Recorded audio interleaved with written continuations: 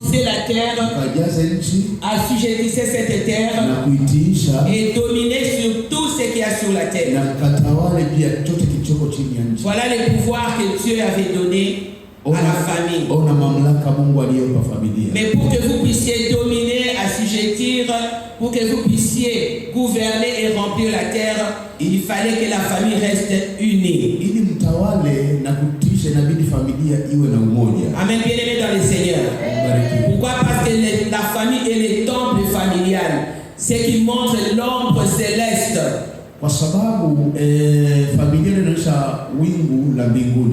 Bien-aimés, lorsque Dieu a béni la famille, Dieu avait accordé une bénédiction qui était liée à la famille. La bénédiction n'était pas seulement liée à l'homme, ni à la femme, ni seulement à l'enfant, mais qui était liée à la famille, à l'entité tout entière. Amen, bien-aimés. Donc c'est pour vous dire que la famille est le premier maillon de la création. Donc si Dieu avait béni la famille, bien-aimée, donc c'est pour vous dire qu'il n'y a pas de bénédiction individuelle en dehors de la famille.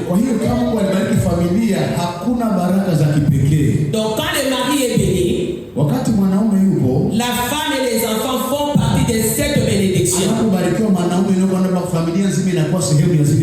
Le mari ne dira pas que c'est ma propre bénédiction, j'ai gagné de l'argent, $1 million, je ne partage pas avec ma femme, je ne partage pas avec mes enfants. Amen, bien-aimé. Donc il n'y a pas de 50-50. No, there is no 50-50. There is no 50-50 dans une famille.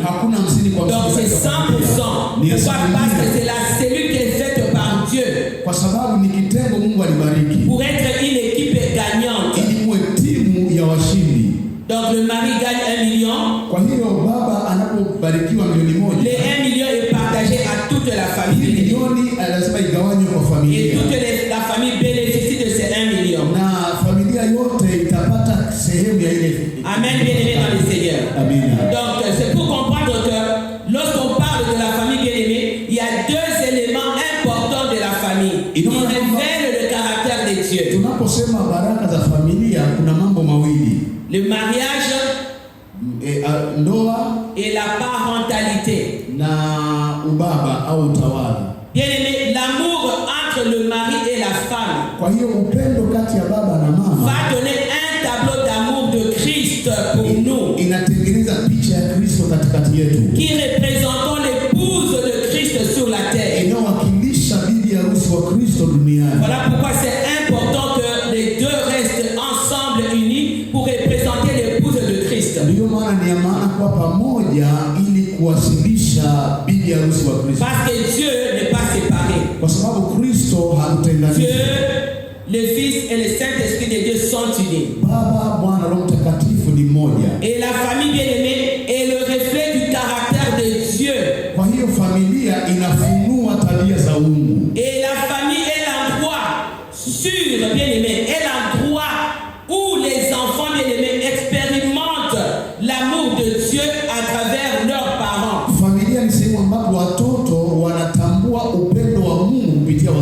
Et à travers leurs parents bien-aimés, ils apprennent à aimer. À aimer les autres bien-aimés. À s'aimer eux-mêmes. Parce que si les parents ne montrent pas d'amour entre eux, les enfants ne peuvent pas manifester cet amour. Amen, bien-aimés dans le Seigneur. Vous devez comprendre cela et c'est très important et très capital que les familles chrétiennes, ici je parle de familles chrétiennes, ces familles-là doivent rester ensemble, vivre ensemble dans l'unité, dans l'amour de Christ. Amen, bien-aimés. Mais aujourd'hui nous avons un problème très sérieux. Très très sérieux, et beaucoup de familles se détruisent, bien-aimés, par des comportements qui amènent l'échec, ou le succès dans la famille. Il y a des conflits qui s'installent, bien-aimés. Il y a des incompréhensions, des polémiques et de manque de pardon qui s'installent, bien-aimés. Amen, bien-aimés. Amen, bien-aimés. Je peux donner l'exemple ici, bien-aimés. Je sais que durant les 2 jours, on a parlé aux femmes bien-aimées. Aujourd'hui, je vais un peu parler aux hommes et aux enfants. Amen, bien-aimés dans les Seigneurs. Parce qu'on ne doit pas seulement parler aux femmes, mais on doit aussi parler aux parents et aux enfants. Parce qu'il n'y a pas que la femme qui compose la famille bien-aimée. Il y a le mari et les enfants qui composent aussi la famille. Qui doivent aussi avoir des comportements conséquents pour que la famille reste unie, bien-aimée. Je vais donner l'exemple. Vous allez voir que dans une famille, lorsqu'il y a un problème entre mari et femme, même si le mari a tort, même si le mari a raison, mais vous allez voir que le mari va garder rancune, va garder la colère, une haine contre sa femme pendant des temps et des temps. Et pourtant, c'est une famille chrétienne bien-aimée. Amen, bien-aimé. Aujourd'hui, les conflits éteignent l'amour dans les familles. Lorsqu'il y a trop de conflits, trop de disputes et d'incompréhension, cela éteint l'amour dans la famille. Et les gens ne peuvent pas se retrouver bien-aimés à cause des disputes, à cause de la mésentente bien-aimée. Voilà pourquoi le Seigneur nous demande que les familles restent unies, que les familles s'aiment. C'est très important. Amen, bien-aimés dans le Seigneur. Il y a une autre chose aujourd'hui qui détruit les familles. C'est une bombe à retardement, bien-aimé. Une bombe plus dangereuse qui détruit les familles aujourd'hui. C'est les téléphones et les cellulaires. Les réseaux sociaux bien-aimés. Vous allez voir que dans une famille, dans la même maison, les gens ne communiquent pas. Les gens ne se parlent pas. Les gens maintenant se communiquent par téléphone. Les papas dans la chambre, la maman à la cuisine, l'enfant à la cuisine ou au salon, ou dans la chambre. Et ils se communiquent avec les téléphones. Je vais manger. Maman Laetitia, je vais manger. Maman Laetitia aussi prend son téléphone. Oui, tu n'as qu'à venir à 10h pour manger. Maman Laetitia appelle. Tu t'appelles encore comment? J'ai oublié ton nom. Benita. Yes, Benita. Benita, mon chapeau est tombé. Ça reste là. C'est pas grave. Mais maman Laetitia qui appelle aussi Benita. Au lieu d'appeler Benita ou bien d'envoyer un enfant, c'est les téléphones. Les gens ne communiquent plus ensemble, bien-aimés. Et lorsqu'on ne communique plus ensemble, bien-aimés, il n'y a pas de relation concrète. Il n'y a plus d'entente, bien-aimés. Il n'y a plus l'amour, bien-aimé. Donc la chose qui vous relie, c'est les téléphones. Les téléphones est un instrument qui ne peut pas parler, bien-aimé. Et ça, c'est trop dangereux, bien-aimé. Autre chose, le mari jaloux. Une jalousie mal placée, bien-aimé. Un petit rien, la femme qui parle avec quelqu'un qui n'aime même pas son amant, qui n'aime même pas une relation intime. Et le mari crée des problèmes sur ça. Voilà pourquoi les familles se disloquent. Voilà comment les familles se divisent à cause des incompréhensions. Amen, bien-aimés dans les Seigneurs. On va lire dans les livres de Genèse 2, 18. Livre de Genèse 2, 18 nous dit ceci, bien-aimé. L'Éternel dit, il n'est pas bon que l'homme soit seul. Je lui ferai une aide semblable à lui. Une aide semblable, bien-aimé. Donc ce n'est pas quelqu'un qui doit prendre le contrôle de la maison. Ce n'est pas quelqu'un qui doit prendre le poids total de la maison. C'est quelqu'un qui est là pour t'aider à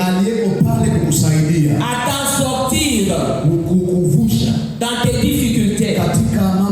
Mais c'est toi le prêtre de la maison, c'est toi la tête de la maison qui doit prendre le contrôle de la maison, qui doit prendre le contrôle de l'éducation. Aujourd'hui, les papas sont presque démissionnaires. Ça, il n'existe même pas. L'éducation est laissée à la maman. Voilà pourquoi nous avons beaucoup de problèmes aujourd'hui dans la société. Amen, bien aimé dans le Seigneur. Lorsque nous lisons toujours dans le livre de Genèse 2, 23-24, la Bible nous dit ceci, bien aimé. Et l'homme dit, voici cette fois celle qui est l'os de mes os et chair de ma chair. On l'appellera femme parce qu'elle a été prise de l'homme. C'est pourquoi l'homme quittera son père et sa mère et s'attachera à sa femme et ils deviendront une seule chair. En lisant, on a dit bien l'os de mes os. Donc si c'est l'os de tes os, ça signifie que ce sont tes os à toi. Et tu dois prendre soin de ces os-là. Tu ne dois pas maltraiter ces os-là. Il faut que tu sois là présent, bien aimé dans le Seigneur. Et dans le verset 23, la Bible nous dit que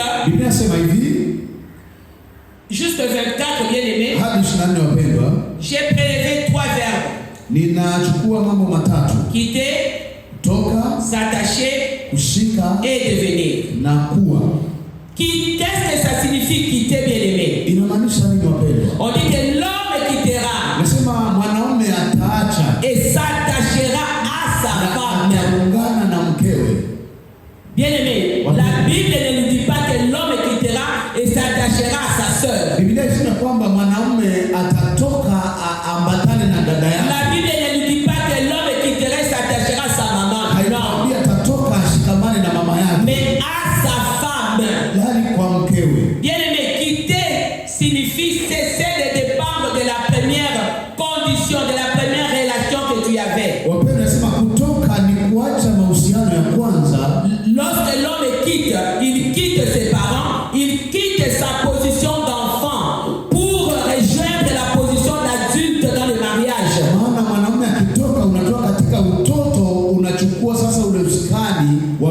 Amen, bien aimé. Parce que le mariage n'est pas fait pour des enfants, mais le mariage est fait pour les adultes bien aimés dans le Seigneur. Lorsque l'homme quitte, bien aimé, il doit quitter émotionnellement, physiquement, pour former une autre famille, pour former une autre structure familiale, bien aimée. Et maintenant, dans cette famille qu'il va former avec sa femme, il y aura des attentes qu'ils vont bâtir ensemble, bien aimés. Les maris ne vont pas dire non, parce que j'ai quitté mes parents, j'ai quitté mes amis, j'ai quitté patati patata. Les attentes que moi je dois former avec toi, ce sont les mêmes attentes de mon père et de ma mère ou de mes amis. Donc cette famille sera formée avec l'homme et la femme. Amen, bien aimé. Amen, bien aimé. Amen, bien aimé. Alléluia. Bien aimé. Lorsque l'homme quitte, bien aimé, on quitte aussi l'influence de ses amis, bien aimés. Ses amis ne peuvent pas influencer son mariage.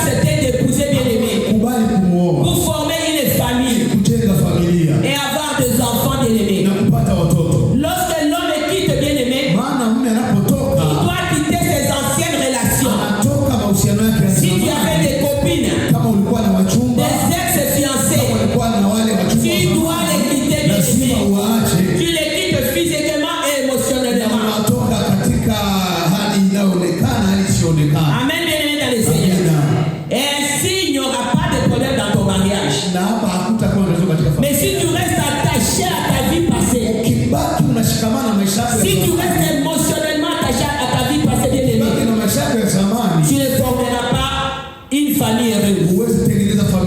Amen, bien aimé dans le Seigneur. La vision d'Adam et Ève, bien aimé, était une unité qui impliquait seulement Dieu dans les relations. Ça, c'était la troisième personne dans leur relation. Il n'y avait pas d'amis, il n'y avait pas de parents. On ne refuse pas, les parents peuvent être là pour donner des conseils. Les bons amis peuvent être là pour donner des conseils, mais pas pour gérer votre mariage, pas pour gérer votre famille. Amen, bien aimé dans le Seigneur. Voilà la relation, la fusion d'Adam et Ève. Il y avait seulement Dieu qui était la troisième personne. C'est lui qui était là. Amen, bien aimé dans le Seigneur. Et ici, bien aimé, lorsque Dieu a créé l'homme, lorsque Dieu a créé la femme, ce n'est pas la femme de donner à l'homme. Comprenez ça très bien. Il n'y a pas de 50-50, bien aimé. Parce que lorsque la femme porte la grossesse, la femme ne demande pas à l'homme de porter la moitié de la grossesse. Amen, bien aimé. Donc le mari doit porter sa responsabilité totale, bien aimé. Parce que c'est ça ta responsabilité. Donc tu ne vas pas dire non, moi j'ai 50, toi si tu as 50, 50. Amen, bien aimé dans le Seigneur. Donc c'est pour dire que l'homme, c'est lui qui donne. Et la femme, c'est celle qui reçoit. L'homme donne sa semence à la femme. Et qu'est-ce que la femme lui donne en retour? Elle lui donne des enfants. Amen, bien aimé dans le Seigneur. L'homme donne l'argent. Et qu'est-ce que la femme va donner en retour?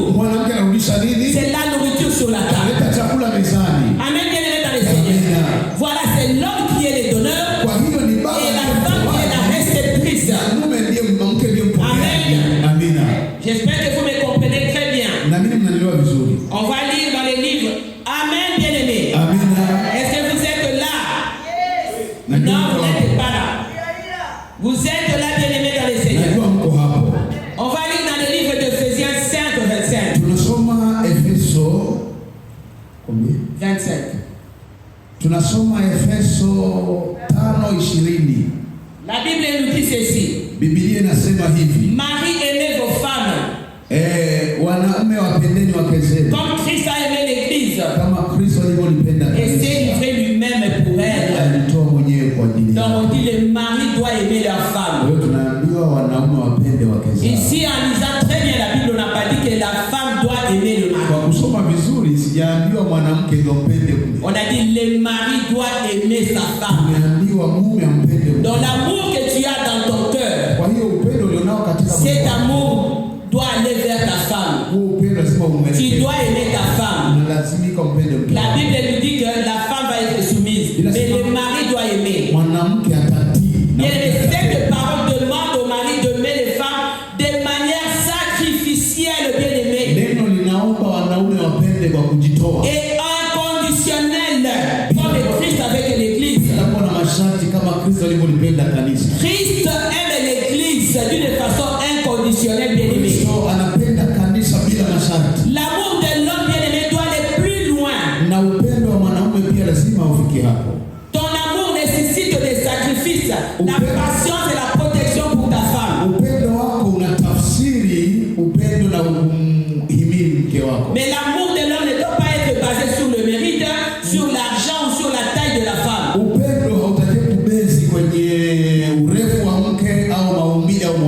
C'est vrai que tu vas épouser une belle femme. Toutes les femmes de toutes les façons elles sont belles. N'importe quelle taille, toutes les femmes sont belles. Ça dépend seulement de la femme que toi tu veux. Mais toi tu ne vas pas épouser la femme sur le mérite de la femme parce que la femme a de l'argent ou la femme a ceci. Alors là il n'y aura pas d'amour. Amen, bien aimé. Et pour aimer la femme bien aimée, on n'a pas besoin d'un doctorat.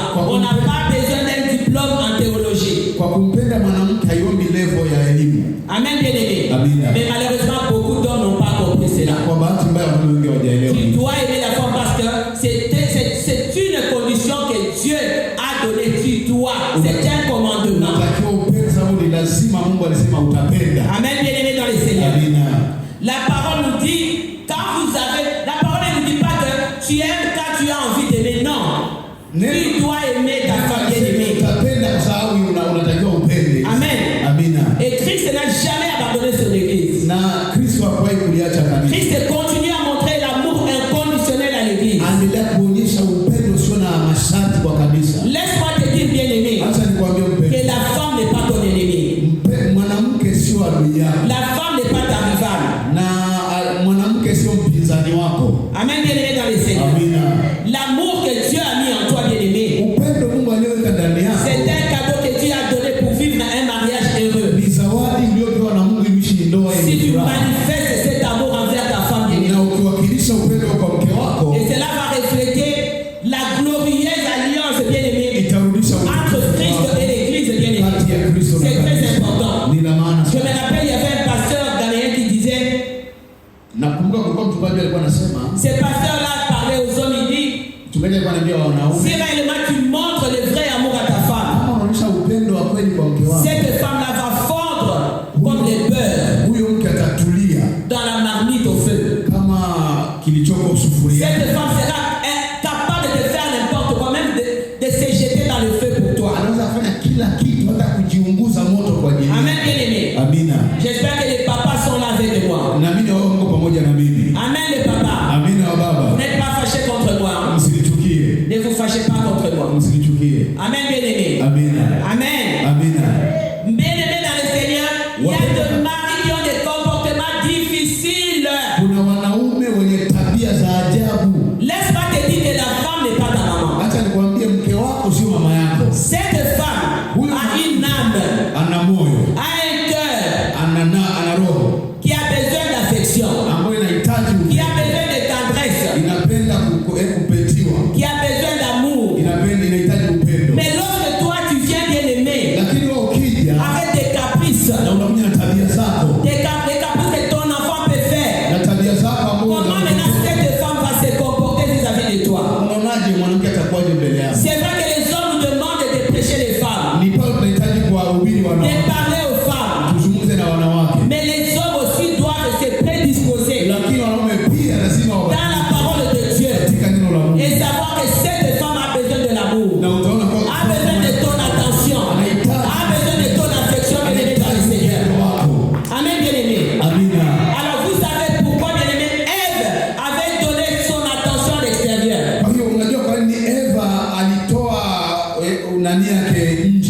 Vous savez pourquoi Ève avait donné son attention au serpent, bien-aimé? C'est parce que Adam était supposé cultiver les jardins, entretenir les jardins. Il ne le faisait pas. Et il n'était pas disposé à satisfaire Ève. Voilà pourquoi Ève avait donné son attention au serpent. Et cela a détruit la famille. Cela a détruit l'alliance qu'ils avaient avec Dieu. Amen, bien-aimés dans les Seigneurs. Bien-aimés, on se marie pour les meilleurs et pour les pires, bien-aimés. Quand le pire arrive, on doit supporter ce pire-là. Amen, bien-aimés dans les Seigneurs. Alléluia. Bien-aimés, il y a des femmes qui ne sont pas acceptées par leur mari. Il y a des femmes qui ne trouvent pas de place dans la vie de leur mari. Pourquoi? Parce que ces maris, ces hommes-là, dans leur cœur, ils ont d'autres personnes. On vient de le dire ici que l'homme doit quitter et s'attacher à sa femme. Mais si tu n'as pas quitté, bien-aimé, ta femme ne trouvera pas de la place dans ton cœur.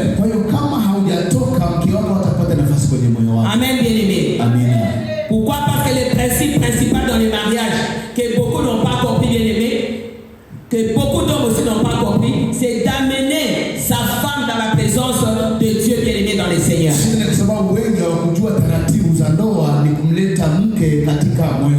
Amen.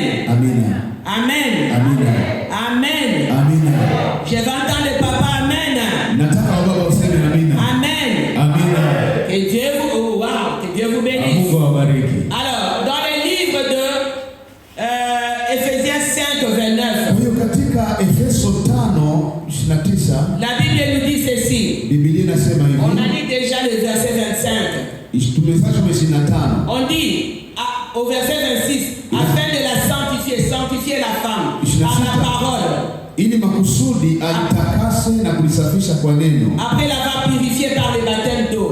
Baada ya kubatizwa katika ubatizo wa maji. Afin de faire paraître devant lui cette église glorieuse sans tache ni ride. Ili kutokeza kanisa tukufu lisilo na mawaa. Ni rien de semblable, de sainte et irrépréhensible, bien-aimé. Na sio na lawama. Et on dit que c'est ainsi que le mari doit aimer leur femme comme leur propre corps. Celui qui aime sa femme s'aime lui-même.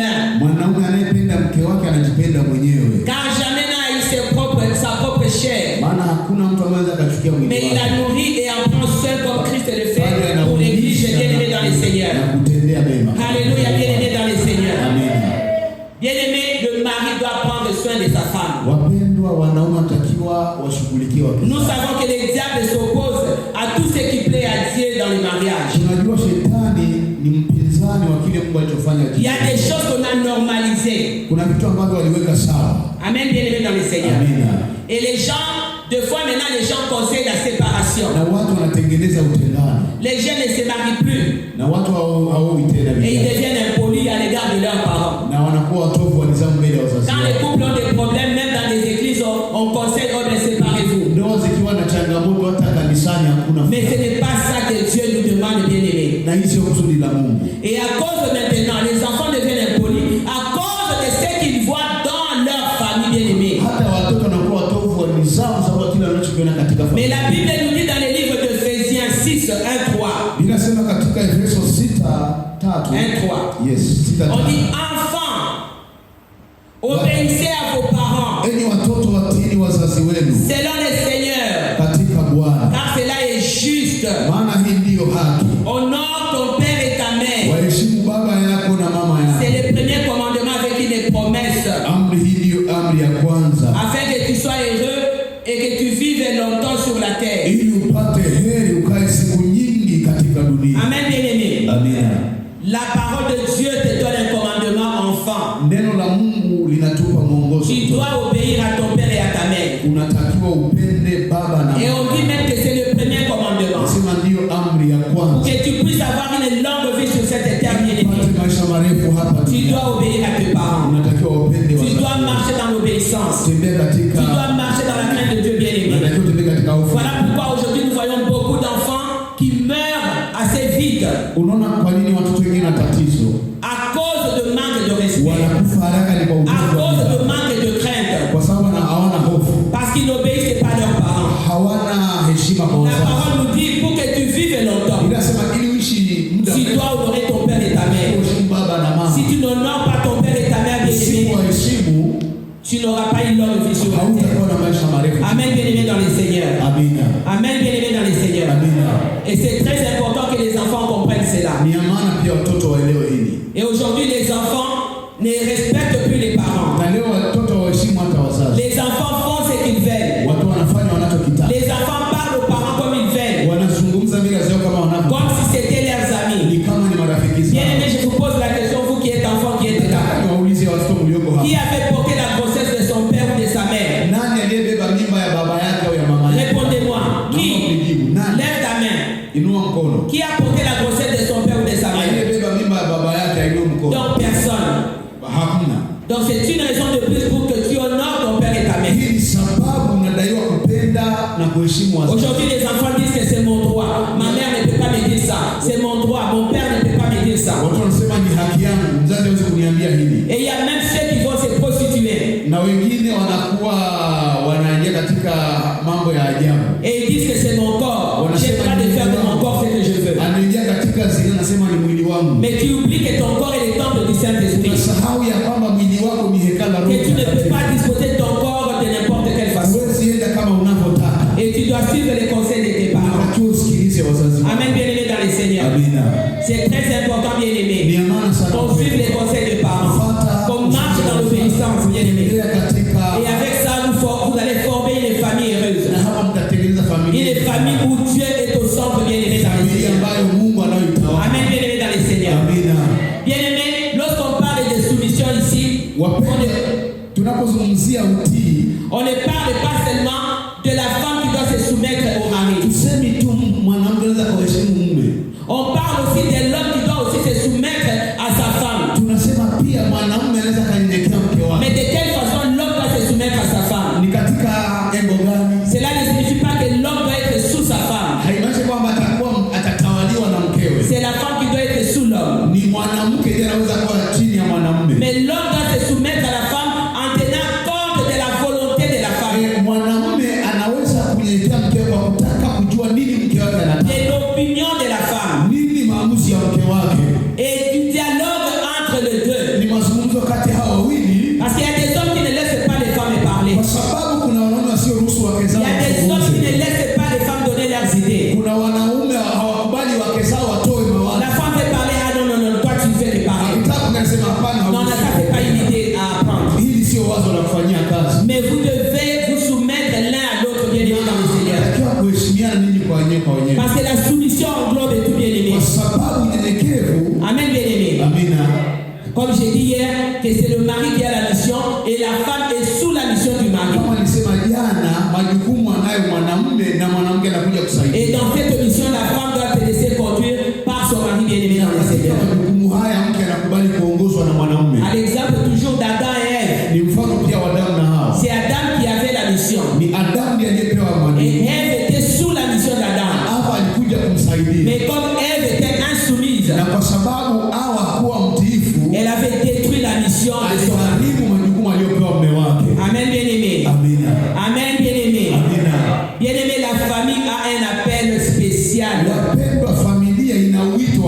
Et la famille, lorsque la famille est stable, bien aimé. Lorsque la famille est unie, bien aimé, elle va produire des êtres stables pour la société, bien aimée. Parce que tout commence à partir de la famille. Les hommes et les femmes que vous voyez à l'extérieur,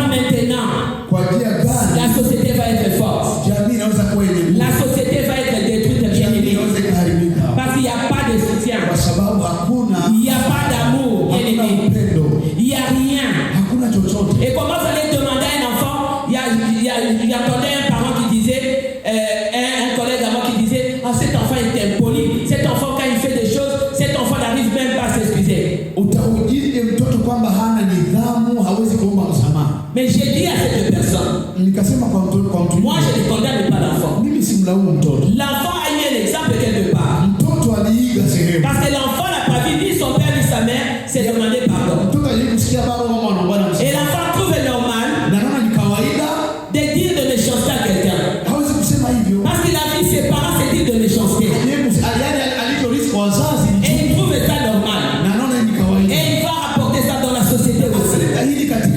Et même quand il aura ses enfants, je ne crois pas qu'il dira à ses enfants, non, on ne dit pas ça, on doit s'aimer, on doit faire ça. C'est parce qu'il n'a pas vu ça, il n'a pas vu d'exemple. C'est la même chose avec un bébé bien-aimé. Un bébé qui vient de naître bien-aimé. Un bébé qui apprend à parler.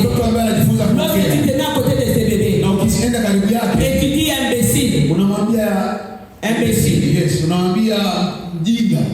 Et cet enfant va prononcer la même chose. Parce que l'enfant ne connaît pas les mots imbécile. Il va aussi dire imbécile parce qu'il va croire que imbécile c'est une bonne chose. Amen, bien-aimé. Bien-aimé, lorsque nous avons des familles fortes, lorsque nous avons des familles solides et bien-aimées, nous allons former des églises fortes. Nous allons former des sociétés fortes. Nous allons former des sociétés stables. Amen, bien-aimé dans les Seigneur.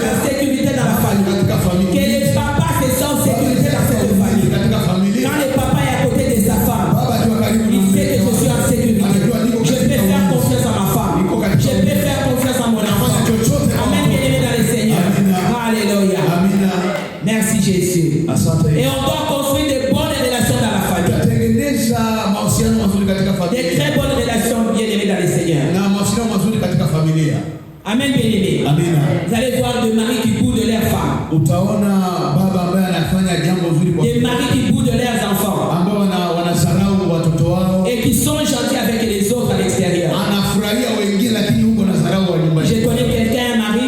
Ninamfahamu baba mmoja. Quand sa femme lui pose la question, Mke akimuuliza, c'est quoi ton problème, c'est quoi, il répond comme ça. Anaambia sio shida yako. Toi tu ne comprends rien.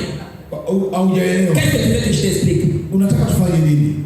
Mais si c'est le pasteur Elisabeth qui vient poser la question. Lakini mchungaji akimuuliza, oh, comment est-ce qu'on fait ça? Anaambia tunafanyaje hivi? Oh, ma soeur, oh, on fait comme ça, on fait ceci, on fait cela, avec tendresse, avec tendresse, avec les gens. Mais ta propre femme, tu deviens un bourreau. Amen, bien-aimé. Crier sur les enfants. Bien-aimé, on doit arrêter. L'éducation n'est pas crier sur les enfants. Bien-aimé, moi je suis enseignante. Je travaille avec les enfants en difficulté à l'école. Ça fait 26 ans ou 28 ans que je travaille dans l'école. Mais j'ai appris les choses, bien-aimé. Pour que l'enfant t'obéisse. Pour que l'enfant te fasse confiance, bien-aimé. Tu n'as pas besoin de crier sur l'enfant. Il y a une façon de faire comprendre la chose à l'enfant. Même si l'enfant a tort. Mais il y a une façon d'approcher. L'approche est tellement différente, bien-aimé. La manière de t'approcher de l'enfant. La manière de lui parler, bien-aimé. Même de parler à ta femme. Elle est importante et capitale, bien-aimé. Même si la personne a tort. Il y a une façon d'appeler la personne. Je dis, c'est vrai que tu as fait ça. Je comprends. Mais ça, ce n'est pas bon. Parce que moi aussi, je peux faire des erreurs. Il n'y a pas que toi qui peux faire des erreurs. Mais prochainement, si tu as besoin d'aide, viens me voir. Je vais t'expliquer comment on fait la chose. Vous comprenez un peu? Ce n'est pas tu viens là. Hey! Vous appelez comment? Stéphane, c'est le nom de mon fils. Stéphane, pourquoi tu as fait ça? Toi tu ne comprends pas. Toi tu es toujours comme ça. C'est pourquoi je n'aime pas te parler. J'ai parlé, tu n'écoutes pas. Toi tu ne comprends pas, toi. Quelle sorte d'enfant tu es? Vous bloquez complètement l'enfant. Complètement vous les bloquez. Même si l'enfant avait besoin de venir vers toi. Même si l'enfant avait besoin de te parler. Il ne va plus le faire. Voilà pourquoi les enfants vont dehors. Ils vont chercher quelqu'un dehors. Quelqu'un qui va leur parler avec les soeurs. Mais la personne de dehors là, va te parler avec les soeurs. Mais il va les mauvaises des choses. Amen, bien-aimé dans les Seigneurs. Bien-aimé, l'autorité du Père sur les enfants ne peut pas être une tyrannie, mais un modèle, un soutien. Et l'enfant doit puiser les inspirations dans le Seigneur, comme il voit son Père faire, et l'enfant va suivre ces modèles-là. Amen, bien-aimé. Bien-aimé, l'autorité du Père doit se manifester dans le calme, de manière à ne pas irriter ou décourager l'enfant, bien-aimé. Amen, bien-aimé. Lorsque l'enfant voit que tu insultes sa maman, lorsque l'enfant voit que toi tu es en train de te méconduire, bien-aimé, l'enfant va faire pareil. L'enfant aura une vie pareille. L'enfant va trouver ça normal. On va prendre l'exemple de Joseph qui était le charpentier. Charpentier. Pourquoi Joseph était charpentier? Il peut me répondre. Il avait suivi l'exemple de qui? Chers enfants. Pourquoi Joseph était charpentier? Il a suivi l'exemple de qui? Répondez-moi les jeunes. C'est qui Baba Yaga? Baba Yaga Nani? Le père de Joseph, le père Joseph avait un père. C'était qui? C'était charpentier. Il a suivi l'exemple de Jésus-Christ. Amen, bien-aimé. Amen, bien-aimé. Jésus-Christ est le charpentier. Celui qui construit ta vie, bien-aimé. Amen, bien-aimé. Et il a suivi cet exemple-là. Amen, bien-aimé. Bien qu'il avait son père, mais il a suivi l'exemple de Jésus-Christ. Et voilà, il s'est comporté comme Jésus-Christ. Bien-aimé, les fondements d'une famille chrétienne est très importante. Et la base de ces fondements, bien-aimés, c'est la parole de Dieu. Lorsque la famille a un fondement qui est basé sur la parole de Dieu, cette famille-là ira de l'avant. Donc les parents doivent être des modèles bien-aimés et enseigner à leurs enfants l'amour de Dieu et le salut qui vient par Jésus-Christ bien-aimé. Bien-aimé, l'éducation des enfants n'est pas seulement basée sur la parole de Dieu, mais l'éducation des enfants est basée sur la façon de vivre quotidiennement de parents. Comment toi tu vis quotidiennement? C'est ce que les enfants voient. Des fois tu peux éduquer juste par ton comportement et non pas par les paroles. Et très souvent nous faisons beaucoup d'efforts pour montrer aux autres un visage chrétien à l'extérieur. Mais dans nos familles nous sommes des dictateurs. Dans nos familles on n'a pas de douceur bien-aimée. Comme j'ai dit, surtout les familles africaines. C'est vrai que moi je vis au Canada. Je ne vois pas. Je sais qu'il y a des familles, comme on dit, des familles traditionnelles blanches. Moi je croyais peut-être qu'il y avait un laisser aller chez les blancs. Mais vous allez voir ces familles traditionnelles où les enfants respectent les parents. Peut-être ici en Afrique, les enfants commencent à mal copier certaines choses. Mais laissez-moi vous dire qu'il y a certaines choses qui ne se font pas là-bas, mais que nos enfants font ici. Et des fois les parents disent que nous sommes des Bantous. Et nous devons parler de la façon dont nous voulons aux enfants. Mais vous oubliez ce qu'on appelle la santé mentale, bien-aimée. L'enfant souffre. L'enfant peut avoir un problème. L'enfant peut souffrir de la santé mentale, bien-aimée. Et l'enfant va garder son problème. C'est pourquoi vous voyez beaucoup d'enfants qui font la dépression. Et après vous allez dire, oh non, c'est un problème spirituel. Comment ma famille peut influencer les autres? Thank you. Comment ma famille va influencer les autres? Comment ma famille va être une bénédiction, un modèle pour les autres? Bien-aimé, Dieu doit être au centre de nos familles. Et le pardon doit dominer dans nos familles. L'amour doit dominer dans nos familles. Et nous formerons des familles solides et des sociétés solides. Et Dieu vous bénisse. Amen.